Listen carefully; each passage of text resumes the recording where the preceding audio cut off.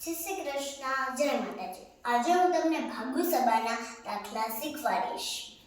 પહેલા તો આપણે ભા એટલે ભાગાકાર લેશું।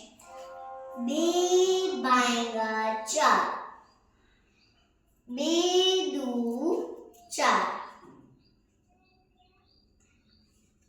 4 માંથી 4 કાઢીએ તો 0। અહીંયા લખશું આપણે 2। હવે આપણે પાછળનું પદ આખું લખી નાખશું।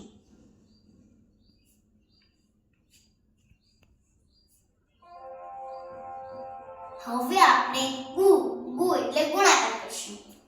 2 ગુણ્યા 5, 5 દુ 10। હવે આપણે અહીંયા કરશું 10। પાછું આપણે પાછળનું પદ લખી નાખશું। હવે આપણે કરશું સરવાળો। 10 પ્લસ 3। હવે આપણે 0 માંથી 0 ને 3 3 આપણે 1 ના 1 લખશું। અહીંયા આવ્યા 13।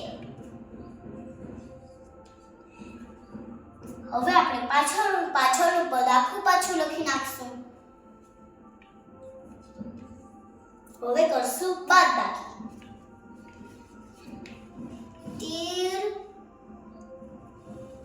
બાદ 2,